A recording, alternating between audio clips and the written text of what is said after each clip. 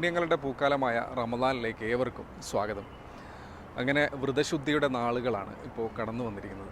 അങ്ങനെ 2 വർഷങ്ങൾക്ക് ശേഷം അൽഹംദുലില്ലാ കോവിഡ് മാനദണ്ഡങ്ങളൊക്കെ പിൻവലിച്ചുകൊണ്ട് വീണ്ടും പള്ളികളിലെ നോമ്പുതുറകൾ സജീവമായിക്കൊണ്ടിരിക്കുകയാണ്.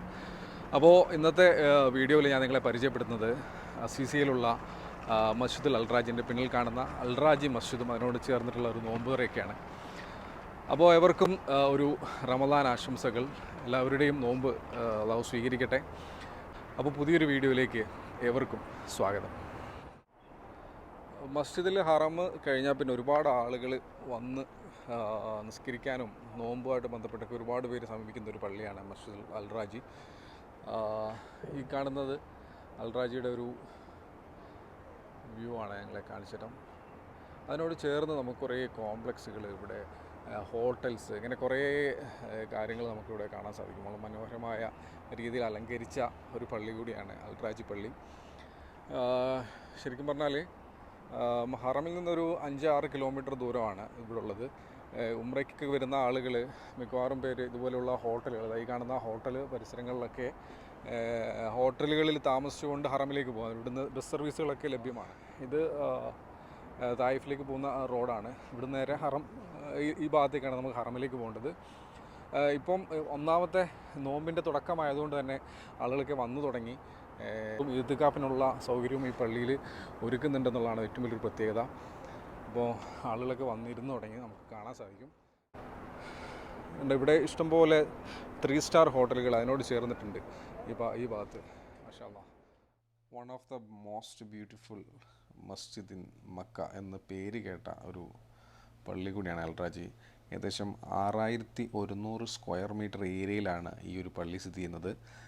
ഏകദേശം 48,000-ഓളം 50,000-ൻ്റെയും 48,000-ൻ്റെയും അടുത്ത് ആളുകളെ അക്കോമഡേറ്റ് ചെയ്യാൻ പറ്റിയ സ്പേസാണ് അൽറാജി ആയിഷ മസ്ജിദിന് ഉള്ളത്. നമുക്ക് ഒന്ന് കാണാൻ പറ്റും. വലിയൊരു കോമ്പൗണ്ട് തന്നെ, ഒരുപാട് ഫാമിലി ഉള്ള ആളുകൾക്കൊക്കെ വന്ന് ഫാമിലിയായിട്ട് തന്നെ ഇരിക്കാനും അതേപോലെ നമസ്കരിക്കാനും ഒക്കെ പറ്റുന്ന രീതിയിൽ തന്നെയാണ് ഇത് അറേഞ്ച് ചെയ്തിരിക്കുന്നത്. നമുക്കിവിടെ ഇപ്പം കാണാൻ സാധിക്കും.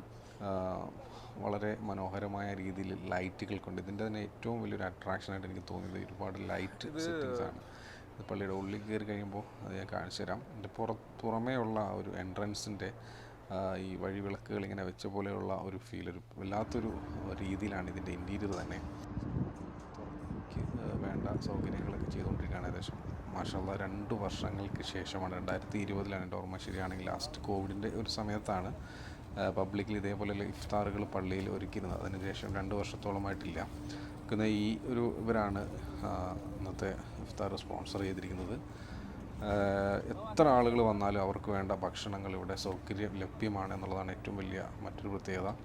ഇതിൻ്റെ ഒരു നിർമ്മാണ രീതി 2 മിനാരങ്ങളും അതേപോലെ ചെറിയ മിനാരങ്ങളൊക്കെ അടങ്ങിയ ഒരു പള്ളി തന്നെയാണിത്. ഒറ്റ നോട്ടത്തിൽ നമുക്കൊരു ഒട്ടോമൻ സാമ്രാജ്യ കാലഘട്ടത്തിൽ പണിത ഒരു പള്ളിയുടെ ഫീല് തോന്നുകയും ചെയ്യും. കാരണം അതിൻ്റെ ഒരു ഇൻറ്റീരിയർ വർക്ക് അങ്ങനെയാണ്.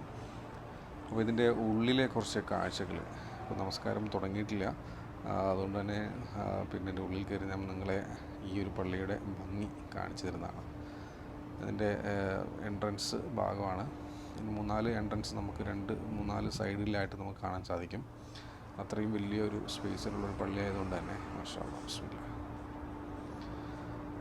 നമുക്ക് കാണുമ്പോൾ തന്നെ, കയറുമ്പോൾ തന്നെ നമുക്ക് കാണാൻ സാധിക്കുന്ന മനോഹരമായ ലൈറ്റ്, മുകളിലെ ചുവര്, ഹാങ്ങിങ് ലൈറ്റുകൾ വളരെ ഭംഗിയിൽ നമുക്ക് കാണാൻ സാധിക്കും. മസ്ജിദുൽ ഹറമിലും മദീനയിലുമൊക്കെയുള്ള രീതിയിൽ തന്നെ മാക്സിമം എത്രത്തോളം അലങ്കാരങ്ങൾ ഇതിനകത്ത് സെറ്റ് ചെയ്യാൻ സാധിക്കും അത്രത്തോളം വലിയ രീതിയിൽ തന്നെ അലങ്കരിച്ചിട്ടുണ്ട്.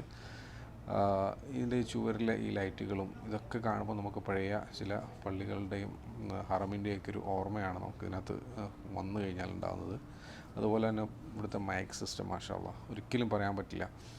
അത്രയ്ക്കും നമുക്കൊരു ഇമ്പമാർന്ന രീതിയിലുള്ള ഖുർആൻ പാരായണങ്ങളൊക്കെയാണ് നമുക്കിവിടുന്ന് കേൾക്കാൻ സാധിക്കുന്നത്. മാത്രമല്ല ഈ പള്ളിയിൽ അറബി കോളേജുകളുണ്ട്.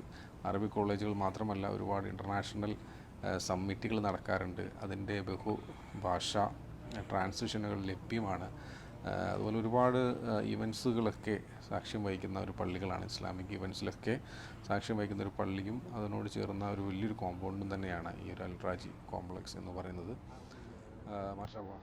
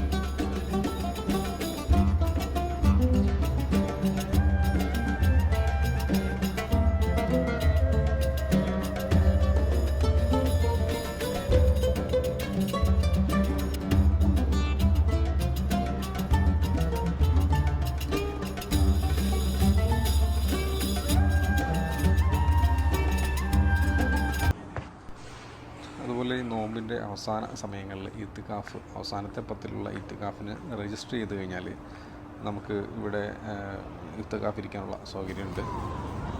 ആളുകളൊക്കെ വന്നു തുടങ്ങി. ഒന്നാമത്തെ നോമ്പും കൂടെയാണ്, അതുകൊണ്ട് തന്നെ ആളുകളൊക്കെ കുറച്ചൊക്കെ ആയിട്ട് വരുന്നുണ്ട്. കാരണം എല്ലായിടത്തും നോമ്പ് തുറ സൗകര്യങ്ങളുണ്ട്. എന്നിരുന്നാലും നമുക്ക് നോമ്പ് തുറക്കുന്ന സമയമാകുമ്പോഴത്തേക്ക് കൂടുതൽ ആളുകളെ ഇവിടെ കാണാൻ സാധിക്കുന്നതാണ്.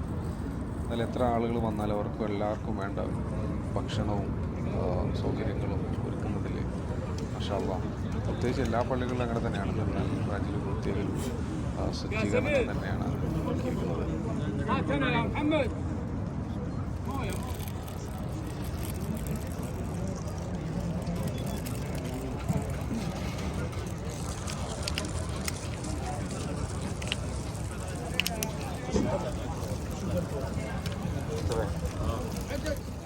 നമസ്കാരമെല്ലാം കഴിഞ്ഞു പുറത്തിറങ്ങിയിട്ടുള്ള ഒരു രാത്രികാല ദൃശ്യമാണ്. ലൈറ്റുകളൊക്കെ തെളിഞ്ഞിരിക്കുന്നു. കോമ്പൗണ്ടൊക്കെ ഏകദേശം കാലിയായിട്ടുണ്ട്. ഇനിയിപ്പം തറാവീഹിന് വേണ്ട ഒരു തയ്യാറെടുപ്പുകൾ നടത്തിക്കൊണ്ടിരിക്കുകയാണ്.